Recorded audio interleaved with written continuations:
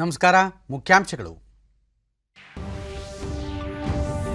ನೂತನ ರಾಷ್ಟ್ರೀಯ ಶಿಕ್ಷಣ ನೀತಿ ನವಭಾರತ ನಿರ್ಮಾಣಕ್ಕೆ ಸಹಕಾರಿ. ಶಿಕ್ಷಣವೇ ನಿಜವಾದ ಸಂಪತ್ತು. ರಾಷ್ಟ್ರಪತಿ ರಾಮನಾಥ್ ಕೋವಿಂದ್.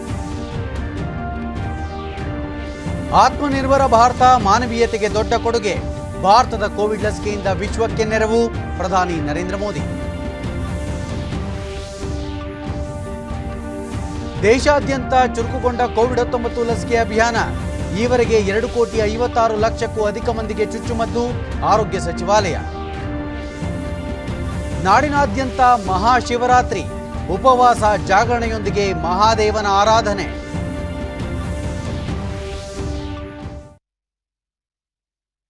ವಾರ್ತೆಗಳ ವಿವರ. ರಾಷ್ಟ್ರಪತಿ ರಾಮನಾಥ್ ಕೋವಿಂದ್ ಅವರು ಇಂದು ಚೆನ್ನೈನ ಅಣ್ಣಾ ವಿಶ್ವವಿದ್ಯಾಲಯದ 41ನೇ ಘಟಿಕೋತ್ಸವದಲ್ಲಿ ಭಾಷಣ ಮಾಡಿದರು.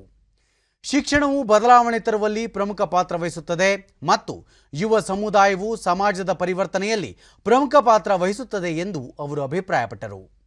ದೇಶದಲ್ಲಿ ಆಧುನಿಕ ಶಿಕ್ಷಣವನ್ನು ನೀಡುವ ನಿಟ್ಟಿನಲ್ಲಿ ಹೊಸ ಶಿಕ್ಷಣ ನೀತಿ 2020 ಅನುಷ್ಠಾನಕ್ಕೆ ತರಲಾಗುತ್ತಿದೆ. ಸಂಶೋಧನೆ, ಕೌಶಲ್ಯಾಭಿವೃದ್ಧಿ ಸೇರಿದಂತೆ ದೇಶದ ಅಭಿವೃದ್ಧಿಗೆ ಪೂರಕವಾದ ಶಿಕ್ಷಣ ನೀಡುವ ಉದ್ದೇಶದಿಂದ ಈ ಹೊಸ ನೀತಿಯನ್ನು ರೂಪಿಸಲಾಗಿದೆ. ನೂತನ ರಾಷ್ಟ್ರೀಯ ಶಿಕ್ಷಣ ನೀತಿ ನವಭಾರತ ನಿರ್ಮಾಣಕ್ಕೆ ಸಹಕಾರಿಯಾಗಿದೆ. ಇದರಲ್ಲಿ ನೈತಿಕ ಮೌಲ್ಯಗಳು ಮತ್ತು ಭಾರತೀಯ ಸಂಸ್ಕೃತಿಯನ್ನು ಶ್ರೀಮಂತಗೊಳಿಸುವ ಅಂಶಗಳಿವೆ. ದೇಶವನ್ನು ಅಭಿವೃದ್ಧಿಯ ಉತ್ತುಂಗಕ್ಕೆ ಕೊಂಡೊಯ್ಯಲು ನಡೆಯುವ ಸಂಶೋಧನೆಗಳು, ಆವಿಷ್ಕಾರಗಳಿಗೆ ಈ ನೀತಿ ಉಪಯುಕ್ತವಾಗಿದೆ ಎಂದು ಅಭಿಪ್ರಾಯಪಟ್ಟರು.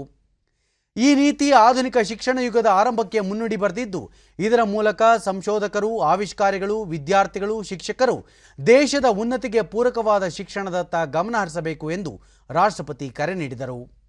ಜ್ಞಾನ ಸಂಪತ್ತುಗಳಲ್ಲೇ ಅತ್ಯಂತ ಶ್ರೇಷ್ಠವಾದ ಸಂಪತ್ತು. ಒಬ್ಬರ ಜ್ಞಾನವನ್ನು ಮತ್ತೊಬ್ಬರು ಕದಿಯಲಾಗದು. ಹಂಚಿದಷ್ಟು ಅದು ಹೆಚ್ಚಾಗುವ ಸಂಪತ್ತಾಗಿದೆ ಎಂದರು. ವಿದ್ಯಾವಂತ ಯುವ ಸಮುದಾಯ ಸಮಾಜದಲ್ಲಿ ಕ್ರಾಂತಿಕಾರಿ ಬದಲಾವಣೆ ತರುವ ಸಾಮರ್ಥ್ಯ ಹೊಂದಿದೆ. ಈ ದಿಸೆಯಲ್ಲಿ ವಿದ್ಯಾವಂತ ಯುವ ಸಮುದಾಯ ದೇಶವನ್ನು ಪ್ರಗತಿಯೆಡೆಗೆ ಕೊಂಡೊಯ್ಯುವ ಕಾಯಕದಲ್ಲಿ ತೊಡಗಿಕೊಳ್ಳಬೇಕೆಂದು ರಾಷ್ಟ್ರಪತಿ ರಾಮನಾಥ್ ಕೋವಿಂದ್ ಕರೆ ನೀಡಿದರು. That is why it figures among the top institutions in QS World and NIRF rankings.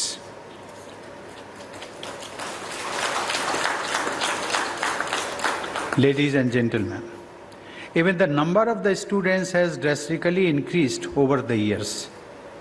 What is more encouraging is that this university has been witnessing gender empowerment through education, and it shows in the number of women students at this university.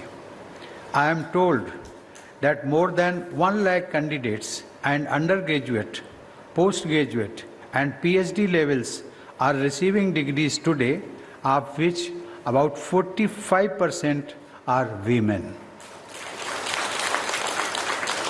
It was a bigger pleasure for me to know that out of total students being conferred with gold medals and first-class degrees today, more than 60% are women. I am told that out of 66 students being conferred gold medals, 42 are our daughters, and further, out of the 13 students I just gave gold medals to, I noticed 9 are girls. This shows the lead being taken by our daughters in our society. This excellence displayed by women is a reflection of the future of India as a developed nation. I congratulate each one of these daughters for this accomplishment, which is just a stepping stone on the path of future progress, both academic and personal. ಪ್ರಧಾನಮಂತ್ರಿ ನರೇಂದ್ರ ಮೋದಿ ಅವರು ಇಂದು video conference ಮೂಲಕ ಸ್ವಾಮಿ ಚಿದ್ಭವಾನಂದ ಅವರು ರಚಿಸಿರುವ ಭಗವದ್ಗೀತೆಯ ಈ ಪುಸ್ತಕವನ್ನು ಅನಾವರಣಗೊಳಿಸಿದರು. ನಂತರ ಪ್ರಧಾನಿ, ಇತ್ತೀಚಿನ ದಿನಗಳಲ್ಲಿ ಈ ಪುಸ್ತಕಗಳು ಯುವ ಸಮುದಾಯದಲ್ಲಿ ಅತ್ಯಂತ ಜನಪ್ರಿಯವಾಗುತ್ತಿವೆ. ಈ ಪುಸ್ತಕದಲ್ಲಿ ಪರಂಪರೆ ಮತ್ತು ತಂತ್ರಜ್ಞಾನದ ಸಮ್ಮಿಳಿತವಾಗಿದೆ. ಇದನ್ನು ಕಾರ್ಯಗತಗೊಳಿಸಿದ ಎಲ್ಲರೂ ಅಭಿನಂದನಾರ್ಹರಾಗಿದ್ದಾರೆ ಎಂದು ಹೇಳಿದರು. ಇದು ಹೆಚ್ಚು ಯುವ ಸಮುದಾಯವನ್ನು ತಲುಪಲಿದ್ದು, ಇದರಲ್ಲಿರುವ ಭಗವದ್ಗೀತೆಯ ಚಿಂತನೆಗಳು ಯುವ ಸಮುದಾಯವನ್ನು ಬೆಸೆಯಲಿದೆ ಎಂದು ಅಭಿಪ್ರಾಯಪಟ್ಟರು. ಕಳೆದ 1 ವರ್ಷದಲ್ಲಿ ಇಡೀ ಮಾನವ ಸಮುದಾಯ ಕೋವಿಡ್-19 ನಂತಹ ಮಹಾಮಾರಿಯ ವಿರುದ್ಧ ಹೋರಾಟ ನಡೆಸುತ್ತಿದೆ. ಇದನ್ನು ಸಮರ್ಥವಾಗಿ ಎದುರಿಸಲು ನಮಗೆ ಮಾರ್ಗದರ್ಶನವಾಗಿ ನೆರವಿಗೆ ಬಂದಿದ್ದು ಭಗವದ್ಗೀತೆಯಲ್ಲಿನ ತತ್ವಾದರ್ಶಗಳು. ಈ ಸಂದಿಗ್ಧ ಪರಿಸ್ಥಿತಿಯಲ್ಲಿ ಅಸಂಖ್ಯಾತ ಜನರು ಸ್ವಾವಲಂಬಿಯಾಗುವಂತೆ ಮಾಡುವಲ್ಲಿ ಆತ್ಮಸ್ಥೈರ್ಯ ತುಂಬಿದ್ದು ಗೀತೆ. ಸಾಂಕ್ರಾಮಿಕದ ವಿರುದ್ಧದ ಹೋರಾಟದ ಪ್ರತಿಯೊಂದು ಹೆಜ್ಜೆಯಲ್ಲೂ ನಾವು ಯಾವುದಾದೊಂದು ರೂಪದಲ್ಲಿ ಗೀತೆಯ ತತ್ವಾದರ್ಶಗಳ ಪ್ರತಿಫಲನವಾಗಿರುವುದನ್ನು ಕಾಣುತ್ತಿದ್ದೇವೆ ಎಂದು ಬಣ್ಣಿಸಿದರು. ಆತ್ಮನಿರ್ಭರ ಭಾರತ ಮಾನವೀಯತೆಗೆ ದೊಡ್ಡ ಕೊಡುಗೆಯಾಗಿದ್ದು ಭಾರತ ವಿಶ್ವಕ್ಕೆ ಕೋವಿಡ್ ಲಸಿಕೆಯ ನೆರವು ನೀಡುತ್ತಿದೆ ಎಂದರು. ಗೀತೆಯ ಈ ಪುಸ್ತಕವು ಪುರಾತನವಾದ ಭಗವದ್ಗೀತೆ ಮತ್ತು ವೈಭವಯುತವಾದ ತಮಿಳು ಸಂಸ್ಕೃತಿಯನ್ನು ಬಿಂಬಿಸುತ್ತದೆ. ತಮಿಳು ಪರಂಪರೆಯು ಹಲವಾರು ಕ್ಷೇತ್ರಗಳಲ್ಲಿ ಉತ್ತುಂಗದ ಶಿಖರ ಏರುವಂತೆ ಮಾಡಿದೆ ಎಂದು ಹೇಳಿದರು.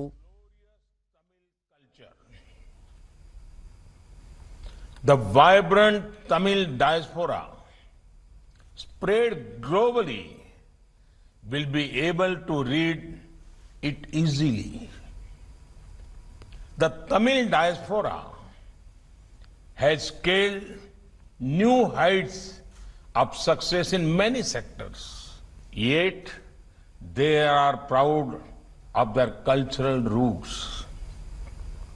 They carry with them the greatness of Tamil culture wherever they went.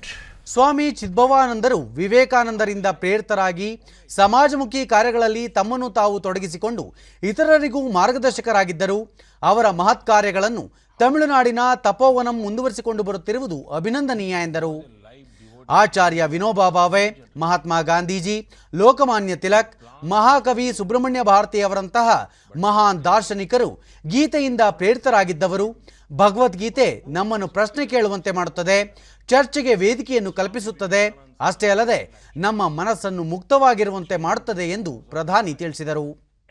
ಗೀತೆಯು ಅಗಾಧವಾದ ಜ್ಞಾನವನ್ನು ನೀಡುತ್ತದೆ, ಶಾಂತಿಯನ್ನು ಸಾರುತ್ತದೆ. ಇದರಿಂದ ಪ್ರೇರಿತರಾದವರೆಲ್ಲರೂ ಪ್ರೀತಿ ಪಾತ್ರರಾಗುತ್ತಾರೆ ಮತ್ತು ಪ್ರಜಾಸತ್ತಾತ್ಮಕ ವ್ಯಕ್ತಿತ್ವವನ್ನು ಹೊಂದಿ ಇತರರಿಗೆ ಮಾರ್ಗದರ್ಶಕರಾಗುತ್ತಾರೆ ಎಂದು ಪ್ರಧಾನಿ ತಿಳಿಸಿದರು. The article compares Arjun to the healthcare workers and the hospitals as the battlegrounds for the war against the virus. It appreciated the healthcare workers for doing the duty, overcoming any fear and challenge. Friends, the core message of the Bhagavad Gita is action. Bhagavan Sri Krishna says, Niyatam kuru karmatvam karma jayo hakarmanaha. Sharir yatra pichate na prasiddhe da karmanaha.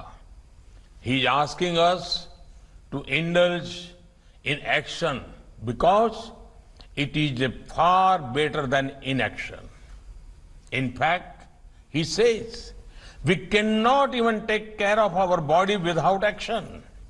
Today, the 1.3 billion people of India have decided their course of action. They are going to make India Atmanirbhar or self-reliant. In the long term, only a self-reliant India is in everyone's interest. At the core of Atmanirbhar Bharat is to create wealth and values. ಮೀಸಲಾತಿ ಕುರಿತು ಇರುವ ವಿವಿಧ ಬೇಡಿಕೆಗಳನ್ನು ಸಂವಿಧಾನಾತ್ಮಕವಾಗಿ ಹಾಗೂ ಕಾನೂನಾತ್ಮಕ ಚೌಕಟ್ಟಿನಲ್ಲಿ ಪರಿಶೀಲಿಸಲು ಹೈಕೋರ್ಟ್ನ ನಿವೃತ್ತ ನ್ಯಾಯಾಧೀಶ ಸುಭಾಷ್ ಬಿ ಅಡಿ ಅವರ ಅಧ್ಯಕ್ಷತೆಯಲ್ಲಿ ಉನ್ನತ ಮಟ್ಟದ ಸಮಿತಿ ರಚಿಸಲಾಗಿದೆ ಎಂದು ಮುಖ್ಯಮಂತ್ರಿ ಬಿಎಸ್ ಯಡಿಯೂರಪ್ಪ ತಿಳಿಸಿದ್ದಾರೆ. ರಾಜ್ಯ ಸರ್ಕಾರದ ನಿವೃತ್ತ ಮುಖ್ಯ ಕಾರ್ಯದರ್ಶಿ ಕೆ ರತ್ನಪ್ರಭಾ ಮತ್ತು ಮೈಸೂರು ಮಹಾರಾಣಿ ಕಾಲೇಜಿನ ಪ್ರಾಧ್ಯಾಪಕ ಡಾಕ್ಟರ್ ಬಿವಿ ವಸಂತಕುಮಾರ್ ಅವರನ್ನು ಸದಸ್ಯರನ್ನಾಗಿ ನೇಮಿಸಲಾಗಿದೆ. ಸಚಿವ ಸಂಪುಟದಲ್ಲಿ ವಿಸ್ತೃತ ಚರ್ಚೆ ನಡೆಸಿದ ನಂತರ ಈ ತೀರ್ಮಾನಕ್ಕೆ ಬರಲಾಗಿದೆ ಎಂದು ಮುಖ್ಯಮಂತ್ರಿ ತಮ್ಮ ಟ್ವೀಟ್ ಸಂದೇಶದಲ್ಲಿ ತಿಳಿಸಿದ್ದಾರೆ. ವಿವಿಧ ಸಮುದಾಯಗಳು ಮೀಸಲಾತಿ ಕಲ್ಪಿಸುವಂತೆ ಹಲವು ದಿನಗಳಿಂದ ಹೋರಾಟ ನಡೆಸುತ್ತಿವೆ. ದೇಶದ 75ನೇ ಸ್ವಾತಂತ್ರ್ಯೋತ್ಸವದ ಸ್ಮರಣಾರ್ಥ ನಡೆಯುವ ಅಮೃತ ಮಹೋತ್ಸವದಲ್ಲಿ ಎಲ್ಲ ಸಂಸದರು ಜನಪ್ರತಿನಿಧಿಗಳು ಭಾಗವಹಿಸಬೇಕು ಎಂದು ಪ್ರಧಾನಿ ನರೇಂದ್ರ ಮೋದಿ ಮನವಿ ಮಾಡಿದ್ದಾರೆ. ಬಿಜೆಪಿ ಸಂಸದೀಯ ಪಕ್ಷದ ಸಭೆಯನ್ನುದ್ದೇಶಿಸಿ ಅವರು 75ನೇ ಸ್ವಾತಂತ್ರ್ಯೋತ್ಸವದ ನೆನಪಿನಾರ್ಥ ದೇಶದ 75 ಸ್ಥಳಗಳಲ್ಲಿ 75 ವಾರಗಳವರೆಗೆ ಭವ್ಯ ಉತ್ಸವ ನಡೆಸಲಾಗುವುದು ಎಂದು ತಿಳಿಸಿದ್ದಾರೆ ಎಂದು ಸಂಸದೀಯ ವ್ಯವಹಾರಗಳ ಸಚಿವ ಪ್ರಹ್ಲಾದ್ ಜೋಶಿ ಹೇಳಿದ್ದಾರೆ. ಅಮೃತ ಮಹೋತ್ಸವಕ್ಕೆ ನಾಳೆ ಗುಜರಾತ್ನ ಸಬರಮತಿ ಆಶ್ರಮದಲ್ಲಿ ಪ್ರಧಾನಿ ನರೇಂದ್ರ ಮೋದಿ ಅವರು ಚಾಲನೆ ನೀಡಲಿದ್ದಾರೆ. ರಾಜ್ಯದ ಮಂಡ್ಯ ಜಿಲ್ಲೆಯ ಶಿವಪುರ ಹಾಗೂ ಚಿಕ್ಕಬಳ್ಳಾಪುರ ಜಿಲ್ಲೆಯ ವಿದುರಾಶ್ವತ್ಥದಲ್ಲೂ ನಾಳೆ ಅಮೃತ ಮಹೋತ್ಸವ ಕಾರ್ಯಕ್ರಮ ನಡೆಯಲಿದೆ. विभिन्न तरह के कार्यक्रम हो रहा है. उस दिन सभी एमपीज और जनप्रतिनिधियों को इसके भाग लेने के लिए और भागीदार बनने के लिए उन्होंने कॉल किया है. संसदीय दल की बैठक को ಕೇರಳದ ತಿರುವನಂತಪುರದಲ್ಲಿ ಆಯೋಜಿಸಲಾಗಿರುವ ಜಾಗತಿಕ ಆಯುರ್ವೇದ ಉತ್ಸವದ 4ನೇ ಆವೃತ್ತಿಯನ್ನು ಪ್ರಧಾನಿ ನರೇಂದ್ರ ಮೋದಿ ನಾಳೆ ವಿಡಿಯೋ ಕಾನ್ಫರೆನ್ಸ್ ಮೂಲಕ ಉದ್ಘಾಟಿಸಲಿದ್ದಾರೆ. ಈ ಉತ್ಸವ ನಾಳೆಯಿಂದ ಇದೇ ತಿಂಗಳ 19ರವರೆಗೂ ವರ್ಚುವಲ್ ಮೂಲಕ ನಡೆಯಲಿದೆ. ಕೇಂದ್ರ ಕ್ರೀಡಾ ಸಚಿವ ಕಿರಣ್ ರಿಜಿಜು, ಕೇಂದ್ರ ಸಚಿವ ವಿ ಮುರಳೀಧರನ್, ಎಫ್ಐಸಿಸಿಐ ಅಧ್ಯಕ್ಷ ಉದಯ್ ಶಂಕರ್ ಮತ್ತು ಎಫ್ಐಸಿಸಿಐ ಮಾಜಿ ಅಧ್ಯಕ್ಷೆ ಡಾಕ್ಟರ್ ಸಂಗೀತಾ ರೆಡ್ಡಿ ಈ ಉತ್ಸವದಲ್ಲಿ ಪಾಲ್ಗೊಳ್ಳಲಿದ್ದಾರೆ. ವಿಶ್ವ ಆರೋಗ್ಯ ಸಂಸ್ಥೆಯ ಮುಖ್ಯ ವಿಜ್ಞಾನಿ ಡಾಕ್ಟರ್ ಸೌಮ್ಯ ಸ್ವಾಮಿನಾಥನ್ ಪ್ರಧಾನ ಭಾಷಣ ಮಾಡಲಿದ್ದಾರೆ. ಅಲ್ಲದೆ ಕೇಂದ್ರ ಆಯುಷ್ ಕಾರ್ಯದರ್ಶಿ ವೈದ್ಯ ರಾಜೇಶ್ ಕೋಟೇಚಾ ಮತ್ತು ಕೇಂದ್ರ ಆಯುಷ್ ಸಚಿವಾಲಯದ ಸಲಹೆಗಾರ ವೈದ್ಯ ಮನೋಜ್ ನೇಸಾರಿ ಈ ಉತ್ಸವದಲ್ಲಿ ಪಾಲ್ಗೊಳ್ಳಲಿದ್ದಾರೆ. ಅಂತಾರಾಷ್ಟ್ರೀಯ ವಿಚಾರ ಸಂಕಿರಣ, ಜಾಗತಿಕ ಪ್ರದರ್ಶನ ಸೇರಿದಂತೆ ಹಲವು ಕಾರ್ಯಕ್ರಮಗಳಿಗೆ ಈ ಉತ್ಸವ ವೇದಿಕೆಯಾಗಲಿದೆ.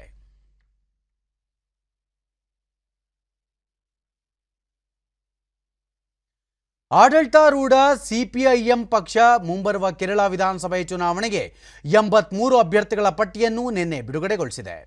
ವರದಿ ಪ್ರಕಾರ ಸಂಪುಟದ ಹಾಲಿ 5 ಸಚಿವರು ಸೇರಿದಂತೆ ಶಾಸಕರಾಗಿದ್ದ 33 ಮಂದಿ ಈ ಬಾರಿಯ ಚುನಾವಣೆಯಲ್ಲಿ ಸ್ಪರ್ಧಿಸುತ್ತಿಲ್ಲ. 2 ಬಾರಿ ಅವಧಿ ನಿಯಮವನ್ನು ಕಡ್ಡಾಯವಾಗಿ ಪಾಲಿಸುವ ನಿಟ್ಟಿನಲ್ಲಿ ಈ ನಿರ್ಧಾರ ಕೈಗೊಳ್ಳಲಾಗಿದೆ. ಹೀಗಾಗಿ ಕೆಲವು ಪ್ರಮುಖ ಮುಖಂಡರು ಚುನಾವಣಾ ಸ್ಪರ್ಧೆಯಿಂದ ಹಿಂದೆ ಸರಿದಿದ್ದಾರೆ. ಮುಖ್ಯಮಂತ್ರಿ ಪಿಣರಾಯಿ ವಿಜಯನ್ ಧರ್ಮದೋಮ್ ಕ್ಷೇತ್ರದಿಂದ ಸ್ಪರ್ಧಿಸುತ್ತಿದ್ದಾರೆ.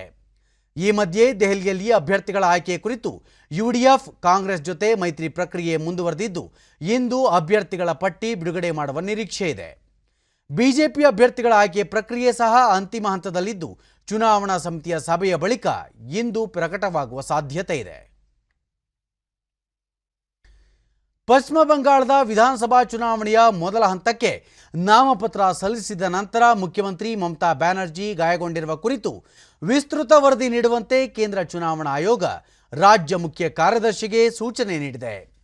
ನಂದಿ ಗ್ರಾಮದಲ್ಲಿ ನಿನ್ನೆ ದೇವಸ್ಥಾನದಲ್ಲಿ ಪೂಜೆ ಸಲ್ಲಿಸಿದ ಬಳಿಕ ನಾಮಪತ್ರ ಸಲ್ಲಿಸಿ ಹೊರಬಂದ ನಂತರ ಜನರ ತಳ್ಳಾಟದಿಂದಾಗಿ ಮಮತಾ ಬ್ಯಾನರ್ಜಿ ಅವರು ಗಾಯಗೊಂಡಿದ್ದರು.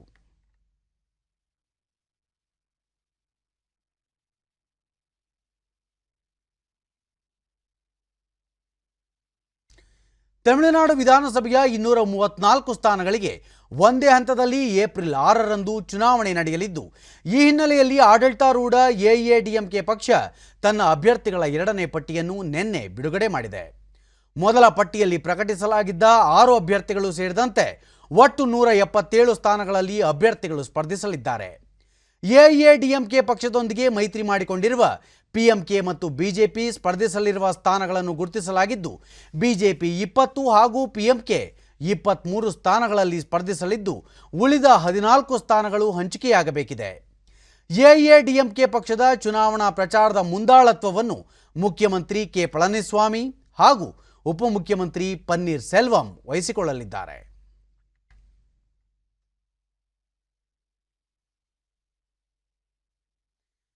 ದೇಶಾದ್ಯಂತ ನಿನ್ನೆ ಒಂದೇ ದಿನ 9,22,039 ಫಲಾನುಭವಿಗಳಿಗೆ ಕೋವಿಡ್-19 ಲಸಿಕೆ ನೀಡಲಾಗಿದ್ದು, ಇದುವರೆಗೆ ಲಸಿಕೆ ಪಡೆದವರ ಒಟ್ಟು ಸಂಖ್ಯೆ 2,56,85,011ಕ್ಕೆ ಏರಿಕೆಯಾಗಿದೆ. ಈ ಕುರಿತು ಆರೋಗ್ಯ ಸಚಿವಾಲಯ ಮಾಹಿತಿ ನೀಡಿದ್ದು, 60 ವರ್ಷ ಮೇಲ್ಪಟ್ಟ 43,74,000 ಹಾಗೂ 45 ವರ್ಷ ಮೀರಿದ ಅಸ್ವಸ್ಥತೆಯುಳ್ಳ 7 ಲಕ್ಷಕ್ಕೂ ಅಧಿಕ ಫಲಾನುಭವಿಗಳಿಗೆ ಲಸಿಕೆ ನೀಡಲಾಗಿದೆ ಎಂದು ತಿಳಿಸಿದೆ. ಜನವರಿ 16ರಂದು ದೇಶಾದ್ಯಂತ ವಿಶ್ವದ ಅತಿ ದೊಡ್ಡ ಕೋವಿಡ್ ಲಸಿಕೆ ಅಭಿಯಾನಕ್ಕೆ ಚಾಲನೆ ನೀಡಲಾಗಿತ್ತು. ಮಾರ್ಚ್ 1ರಿಂದ 2ನೇ ಹಂತದ ಅಭಿಯಾನ ಆರಂಭವಾಗಿದೆ.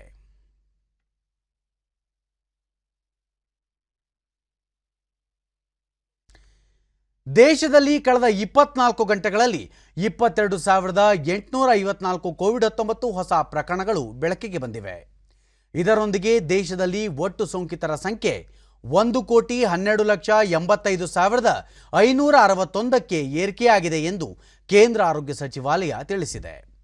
ಈವರೆಗೆ 1,09,38,146 ಮಂದಿ ಗುಣಮುಖರಾಗುವುದರೊಂದಿಗೆ ಚೇತರಿಕೆ ಪ್ರಮಾಣ 96.92% ಏರಿಕೆಯಾಗಿದೆ. ಒಟ್ಟು 1,89,226 ಸಕ್ರಿಯ ಪ್ರಕರಣಗಳಿದ್ದು 1.68%. ಇದುವರೆಗೆ 1,58,189 ಮಂದಿ ಮೃತಪಟ್ಟಿದ್ದು ಈ ಪ್ರಮಾಣ 1.4%.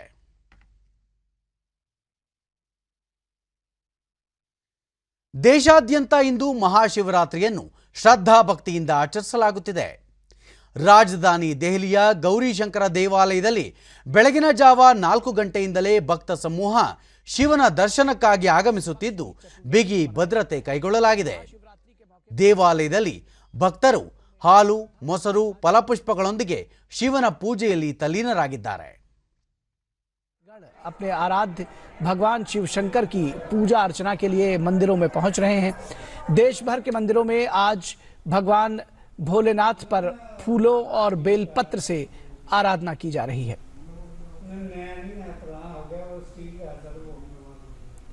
आयोजन किया जाएगा। अगर सुरक्षा की बात की जाए निखिल, तो क्योंकि इतनी संख्या में जो श्रद्धालु मंदिरों में पहुंच रहे हैं वहां पर सुरक्षा के व्यापक इंतजाम किए गए हैं। यहाँ चांदनी चौक में भी गौरी शंकर मंदिर के बाहर और अंदर भीतर जितने भी हैं सुरक्षा के व्यापक इंतजाम किए गए हैं।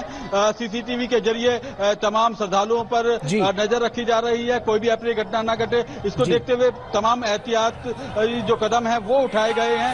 लोगों में काफी उत्साह का माहौल है शिवरात्रि के मौके पर। जी बिल्कुल, लोगों में बेहद हरिद्वार कुंभ मेले में ಪ್ರಮುಖ ದೇಗುಲಗಳಲ್ಲಿ ಒಂದಾದ ಹರಿದ್ವಾರದಲ್ಲಿ ಶಿವರಾತ್ರಿ ಅಂಗವಾಗಿ ಕುಂಭಮೇಳದ ಮೊದಲನೇ ಪುಣ್ಯ ಸ್ನಾನ ಇಂದು ಜರುಗುತ್ತಿದ್ದು ಕೊರೋನಾ ಮುನ್ನೆಚ್ಚರಿಕೆಯೊಂದಿಗೆ ಅಗತ್ಯ ಕ್ರಮಗಳನ್ನು ಕೈಗೊಳ್ಳಲಾಗಿದೆ. ಅಪಾರ ಸಂಖ್ಯೆಯ ನಾಗಸಾಧುಗಳು ಪುಣ್ಯ ಸ್ನಾನದಲ್ಲಿ ಪಾಲ್ಗೊಂಡಿದ್ದಾರೆ.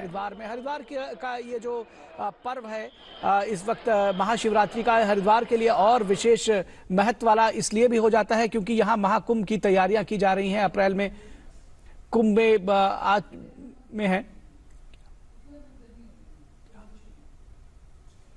किया गया है। ये भीड़ आप देख सकते हैं किस तरह से ये देर रात के बाद से अलग सुबह से ही लोग यहाँ जुटने शुरू हो गए हैं। पवित्र पुण्य सलिला पवित्र पावनी गंगा में स्नान कर पंडितों का हैरात पर्व ಜಮ್ಮು ಕಾಶ್ಮೀರದಲ್ಲಿ ಪಂಡಿತರು ವಿಶೇಷವಾಗಿ ಆಚರಿಸುವ ಶಿವರಾತ್ರಿ ಅಂಗವಾಗಿ ಮೆರವಣಿಗೆ ಆಯೋಜಿಸಲಾಗಿದೆ. रियासी जिले की पौनी तहसील में 3 दिवसीय महाशिवरात्रि मेले का उद्घाटन हुआ। शिवरात्रि का पर्व कश्मीरी पंडितों में बड़ा खास होता है। भगवान शिव की लीलाओं को दर्शाती झांकियां जिन क्षेत्रों से भी निकली, लोगों ने उनका भव्य स्वागत किया।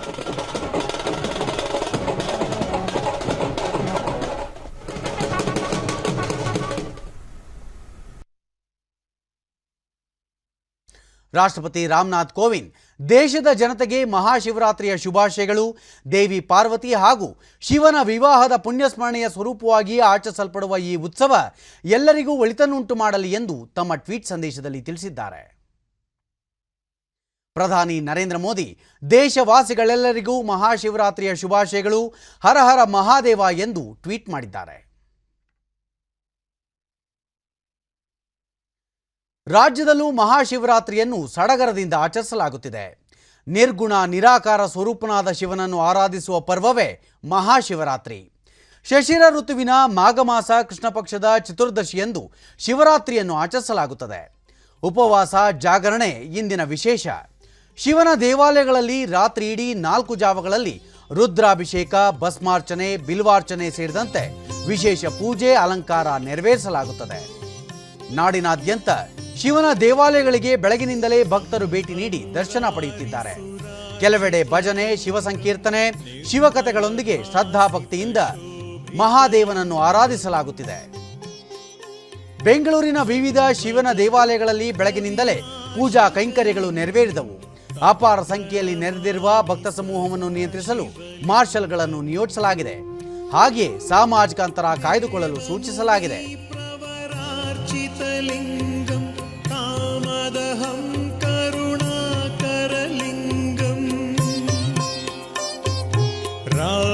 ನಗರದ ಕಾಡುಮಲ್ಲೇಶ್ವರ ದೇಗುಲದಲ್ಲಿ ಬೆಳಗ್ಗೆ 6 ಗಂಟೆಯಿಂದಲೇ ವಿಶೇಷ ಪೂಜೆಗಳು ನಡೆಯುತ್ತಿದ್ದು ಕೊರೋನಾ ಮುನ್ನೆಚ್ಚರಿಕೆಯೊಂದಿಗೆ ಭಕ್ತರು ಸರತಿ ಸಾಲಿನಲ್ಲಿ ನಿಂತು ಶಿವಲಿಂಗದ ದರ್ಶನ ಪಡೆಯುತ್ತಿದ್ದಾರೆ.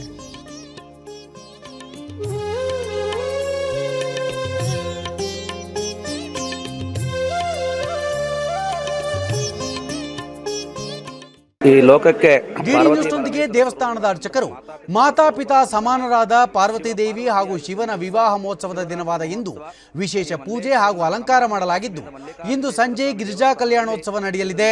ನಾಳೆ ಬ್ರಹ್ಮರಥೋತ್ಸವ ಏರ್ಪಡಿಸಲಾಗಿದೆ ಎಂದು ಹೇಳಿದರು. ಕಾರ್ಯಕ್ರಮ ಶುರುವಾಗಿ ಫಲ ಪಂಚಾಮೃತ ಅಭಿಷೇಕ ಪೂರ್ವಕವಾಗಿ ಏಕವಾರ ರುದ್ರಾಭಿಷೇಕ ಪೂರ್ವಕವಾಗಿ ವಿಶೇಷ ಅಲಂಕಾರ ಹಾಗೂ ಸ್ವಾಮಿಗೆ ನಿರಂತರವಾಗಿ ಜಲಧಾರೆಯನ್ನು ಒಂದು ಸರ್ಪದ ಮುಖಾಂತರವಾಗಿ ಜಲಧಾರೆಯನ್ನು ಬಿಡುವುದರ ಮೂಲಕ ವಿಶೇಷವಾದ ಅಲಂಕಾರವನ್ನು ಏರ್ಪಡಿಸಿದ್ದೇವೆ.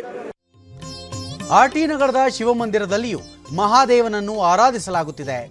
ಭಕ್ತರು ಸಾಲಿನಲ್ಲಿ ನಿಂತು ಶಿವನ ದರ್ಶನ ಪಡೆಯುತ್ತಿದ್ದಾರೆ.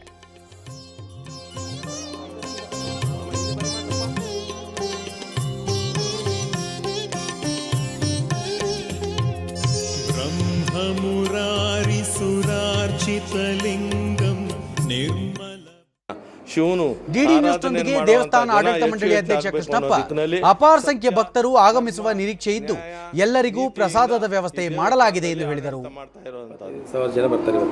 ಇವತ್ತು ಸುಮಾರು 10ರಿಂದ 15,000 ಜನ ಬರ್ತಾರೆ.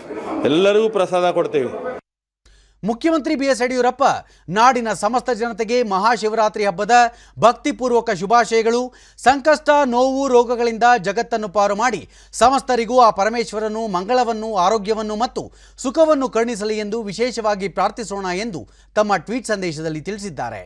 ವೈದ್ಯಕೀಯ ಸಚಿವ ಡಾಕ್ಟರ್ ಕೆ ಸುಧಾಕರ್ ನಾಡಿನ ಸಮಸ್ತ ಜನತೆಗೆ ಮಹಾಶಿವರಾತ್ರಿ ಹಬ್ಬದ ಶುಭಾಶಯಗಳು.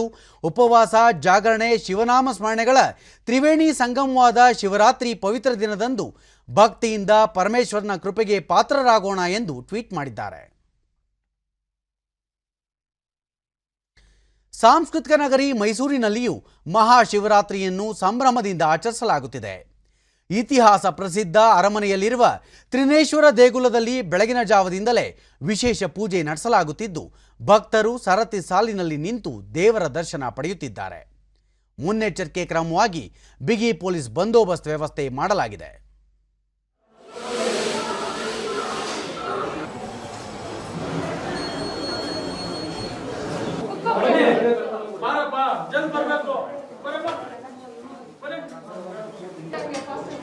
ಬನ್ನಿ ಅಮ್ಮ, ಬನ್ನಿ ಅಮ್ಮ, ಬನ್ನಿ ಬನ್ನಿ ಅಮ್ಮ, ಬನ್ನಿ ಮೇಡಮ್, ಬನ್ನಿ ಸರ್, ಸರ್ ಬನ್ನಿ ಸರ್, ಬನ್ನಿ ಬನ್ನಿ ಸರ್.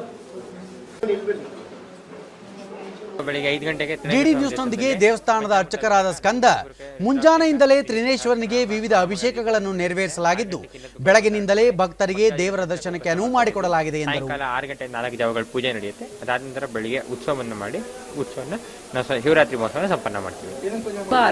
ದೇವಾಲಯಕ್ಕೆ ಆಗಮಿಸಿದ್ದ ಮಾನಸ ಕೋವಿಡ್ ಮುನ್ನೆಚ್ಚರಿಕೆಯೊಂದಿಗೆ ದೇವರ ದರ್ಶನ ಪಡೆದಿರುವುದಾಗಿ ಹೇಳಿದರು. ಮಾಡಿಕೊಂಡು ಕ್ಯೂ ಅಲ್ಲಿ ಬರ್ತಾ ಇದ್ದಾರೆ, ಅದರಿಂದ ಫುಲ್ ಖುಷಿ ಆಯ್ತು, ಚೆನ್ನಾಗಿ ದರ್ಶನ ಆಯ್ತು.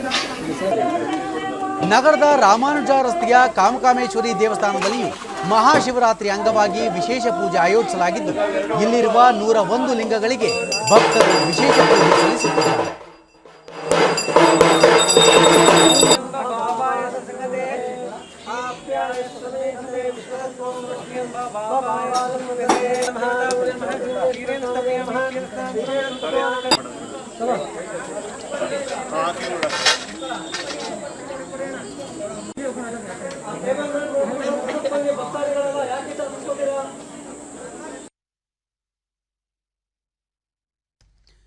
ಇಂದು ವಿಶ್ವ ಮೂತ್ರಪಿಂಡ ದಿನ. ಮೂತ್ರಪಿಂಡ ಸಂಬಂಧಿತ ರೋಗಗಳ ಬಗ್ಗೆ ಜನರಲ್ಲಿ ಜಾಗೃತಿ ಮೂಡಿಸಿ ಕಿಡ್ನಿ ಸುರಕ್ಷತೆಯ ಬಗ್ಗೆ ಹೆಚ್ಚಿನ ತಿಳುವಳಿಕೆ ಮೂಡಿಸುವ ಉದ್ದೇಶದಿಂದ ಪ್ರತಿ ವರ್ಷ ಮಾರ್ಚ್ ತಿಂಗಳ 2ನೇ ಗುರುವಾರದಂದು ವಿಶ್ವ ಮೂತ್ರಪಿಂಡ ದಿನವನ್ನು ಆಚರಿಸಲಾಗುತ್ತದೆ. ಆರೋಗ್ಯ ಮತ್ತು ಕುಟುಂಬ ಇಲಾಖೆ ಹಾಗೂ ವೈದ್ಯಕೀಯ ಶಿಕ್ಷಣ ಸಚಿವ ಡಾಕ್ಟರ್ ಕೆ ಸುಧಾಕರ್ ಆರೋಗ್ಯಕರ ಮೂತ್ರಪಿಂಡ ಇಡೀ ದೇಹದ ಆರೋಗ್ಯಕ್ಕೆ ಮಾನದಂಡ. ಕಿಡ್ನಿ ನಮ್ಮ ದೇಹದ ಅತ್ಯಂತ ಪ್ರಮುಖ ಅಂಗಗಳಲ್ಲಿ ಒಂದಾಗಿದ್ದು ಕಿಡ್ನಿ ಸಮಸ್ಯೆಗಳ ವಿರುದ್ಧ ಹೋರಾಡುತ್ತಿರುವವರು ಕೊರೋನಾ ಲಸಿಕೆಯನ್ನು ತಪ್ಪದೇ ಪಡೆಯುವ ಮೂಲಕ ಸೋಂಕಿನ ಅಪಾಯದಿಂದ ರಕ್ಷಿಸಿಕೊಳ್ಳಬೇಕು ಎಂದು ತಮ್ಮ ಟ್ವೀಟ್ ಸಂದೇಶದಲ್ಲಿ ತಿಳಿಸಿದ್ದಾರೆ.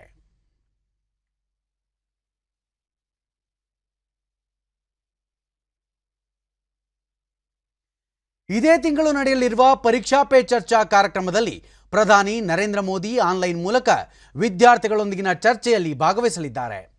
ಬೆಂಗಳೂರು ಗ್ರಾಮಾಂತರ ಜಿಲ್ಲೆಯ ನೆಲಮಂಗಲ ತಾಲೂಕು ಎಲೆಕ್ಯಾತನಹಳ್ಳಿಯ ಸರ್ಕಾರಿ ಪ್ರೌಢಶಾಲೆ ವಿದ್ಯಾರ್ಥಿಗಳು ಶಿಕ್ಷಕರ ಮಾರ್ಗದರ್ಶನದಲ್ಲಿ ಪರೀಕ್ಷಾ ಪೇ ಚರ್ಚಾ ಸಂವಾದ ಕಾರ್ಯಕ್ರಮದಲ್ಲಿ ಭಾಗವಹಿಸಲು ಆಯ್ಕೆ ಪ್ರಕ್ರಿಯೆಯ ಸಿದ್ಧತೆಗಳನ್ನು ಪೂರ್ಣಗೊಳಿಸಿದ್ದಾರೆ.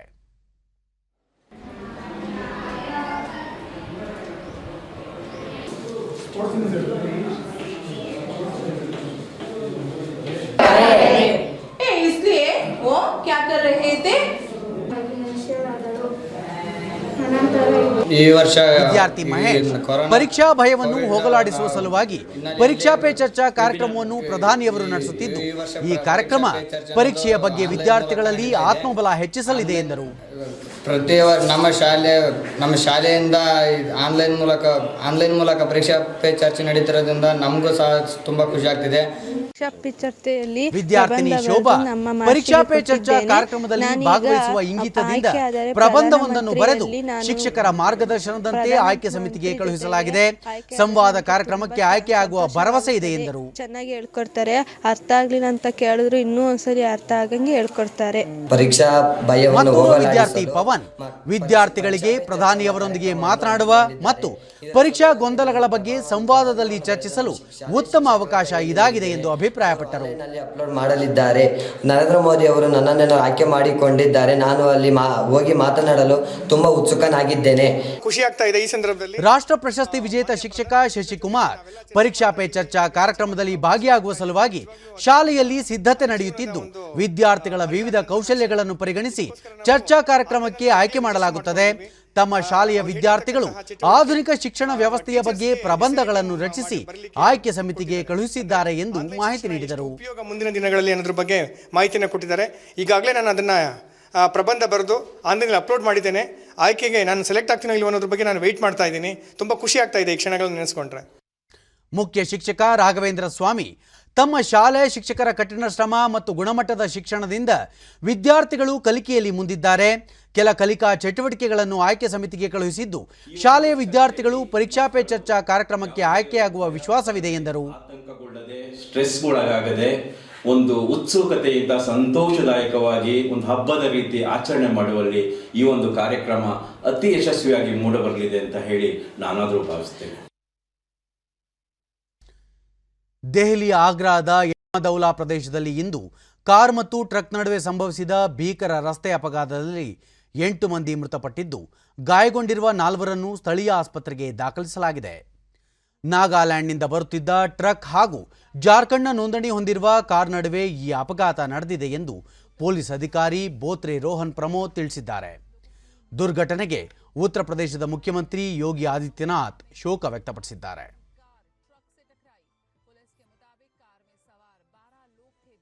ಅಮೆರಿಕ ರಕ್ಷಣಾ ಕಾರ್ಯದರ್ಶಿ ಜನರಲ್ ಲಾಯ್ಡ್ ಜೆ ಆಸ್ಟಿನ್ ಇದೇ 19ರಿಂದ 3 ದಿನ ಭಾರತ ಭೇಟಿ ಕೈಗೊಳ್ಳಲಿದ್ದಾರೆ. ಈ ವೇಳೆ ಅವರು ರಕ್ಷಣಾ ಸಚಿವ ರಾಜನಾಥ್ ಸಿಂಗ್, ಕೇಂದ್ರ ಸರ್ಕಾರದ ಹಿರಿಯ ಸಚಿವರನ್ನು ಭೇಟಿಯಾಗುವ ನಿರೀಕ್ಷೆ ಇದೆ. ಉಭಯ ರಾಷ್ಟ್ರಗಳ ದ್ವಿಪಕ್ಷೀಯ ರಕ್ಷಣಾ ಬಲವರ್ಧನೆ ಹಾಗೂ ಪ್ರಾದೇಶಿಕ ಭದ್ರತೆ ಸವಾಲುಗಳ ಕುರಿತು ಪರಸ್ಪರ ವಿಚಾರ ವಿನಿಮಯ ಮಾಡಿಕೊಳ್ಳಲಿದ್ದಾರೆ. ಅವರ ಭೇಟಿಯು ಉಭಯ ದೇಶಗಳ ನಡುವಿನ ಸಂಬಂಧವನ್ನು ಇನ್ನಷ್ಟು ಬಲಪಡಿಸಲಿದೆ ಎಂದು ರಕ್ಷಣಾ ಸಚಿವಾಲಯ ತಿಳಿಸಿದೆ. ಐವರಿ ಕೋಸ್ಟಾದ ಪ್ರಧಾನಿ ಹಮೀದ್ ಬಕಾಯೋಕೊ ಜರ್ಮನಿಯಲ್ಲಿ ನಿನ್ನೆ ನಿಧನರಾಗಿದ್ದಾರೆ. ಅವರಿಗೆ 56 ವರ್ಷ ವಯಸ್ಸಾಗಿತ್ತು. ಅಧ್ಯಕ್ಷ ಅಲಸಾನೆ ಔಟಾರ ದುಃಖ ವ್ಯಕ್ತಪಡಿಸಿದ್ದು, ದೇಶ ಶೋಕದಲ್ಲಿ ಮುಳುಗಿದೆ ಎಂದು ತಮ್ಮ ಟ್ವೀಟ್ ಸಂದೇಶದಲ್ಲಿ ತಿಳಿಸಿದ್ದಾರೆ. ಕಳೆದ ಜುಲೈನಲ್ಲಿ ಪ್ರಧಾನಿಯಾಗಿ ನೇಮಕಗೊಂಡಿದ್ದ ಬಕಾಯೋಕೊ ಕ್ಯಾನ್ಸರ್ನಿಂದ ಬಳಲುತ್ತಿದ್ದು, ಕೆಲ ದಿನಗಳಿಂದ ಚಿಕಿತ್ಸೆ ಪಡೆಯುತ್ತಿದ್ದರು. ಅಂತಾರಾಷ್ಟ್ರೀಯ ಕ್ರಿಕೆಟ್ ಸಮಿತಿ ಐಸಿಸಿ ನಿನ್ನೆ ತಂಡಗಳ T20 ರ್ಯಾಂಕಿಂಗ್ ಪಟ್ಟಿ ಬಿಡುಗಡೆಗೊಳಿಸಿದೆ. ವಿರಾಟ್ ಕೊಹ್ಲಿ ನೇತೃತ್ವದ ಭಾರತ ತಂಡ ಸದ್ಯ 2ನೇ ಸ್ಥಾನ ಗಳಿಸಿದರೆ ಇಂಗ್ಲೆಂಡ್ ಮೊದಲ ಸ್ಥಾನದಲ್ಲಿದೆ. ಈ ಮಧ್ಯೆ ಇಂಗ್ಲೆಂಡ್ ವಿರುದ್ಧದ ಟೆಸ್ಟ್ ಸರಣಿಯಲ್ಲಿ ಉತ್ತಮ ಪ್ರದರ್ಶನ ನೀಡಿದ ಭಾರತ ತಂಡದ ವಿಕೆಟ್ ಕೀಪರ್ ರಿಷಬ್ ಪಂತ್ ಬ್ಯಾಟ್ಸ್ಮನ್ಗಳ ವಿಭಾಗದಲ್ಲಿ 7 ಸ್ಥಾನ ಬಡ್ತಿಯೊಂದಿಗೆ 7ನೇ ಸ್ಥಾನ ಗಳಿಸಿದ್ದಾರೆ. ಇದು ಅವರ ವೃತ್ತಿ ಬದುಕಿನ ಶ್ರೇಷ್ಠ ಸಾಧನೆಯಾಗಿದೆ. ಕೊನೆಯಲ್ಲಿ ಮತ್ತೊಮ್ಮೆ ಮುಖ್ಯಾಂಶಗಳು. ನೂತನ ರಾಷ್ಟ್ರೀಯ ಶಿಕ್ಷಣ ನೀತಿ ನವಭಾರತ ನಿರ್ಮಾಣಕ್ಕೆ ಸಹಕಾರಿ, ಶಿಕ್ಷಣವೇ ನಿಜವಾದ ಸಂಪತ್ತು, ರಾಷ್ಟ್ರಪತಿ ರಾಮನಾಥ್ ಕೋವಿಂದ್. ಆತ್ಮನಿರ್ಭರ ಭಾರತ ಮಾನವೀಯತೆಗೆ ದೊಡ್ಡ ಕೊಡುಗೆ, ಭಾರತದ ಕೋವಿಡ್ ಲಸಿಕೆಯಿಂದ ವಿಶ್ವಕ್ಕೆ ನೆರವು, ಪ್ರಧಾನಿ ನರೇಂದ್ರ ಮೋದಿ. ದೇಶಾದ್ಯಂತ ಚುರುಕುಗೊಂಡ ಕೋವಿಡ್-19 ಲಸಿಕೆ ಅಭಿಯಾನ, ಈವರೆಗೆ 2,56,00,000ಕ್ಕೂ ಅಧಿಕ ಮಂದಿಗೆ ಚುಚ್ಚುಮದ್ದು, ಆರೋಗ್ಯ ಸಚಿವಾಲಯ. ನಾಡಿನಾದ್ಯಂತ ಮಹಾಶಿವರಾತ್ರಿ, ಉಪವಾಸ ಜಾಗರಣೆಯೊಂದಿಗೆ ಮಹಾದೇವನ ಆರಾಧನೆ.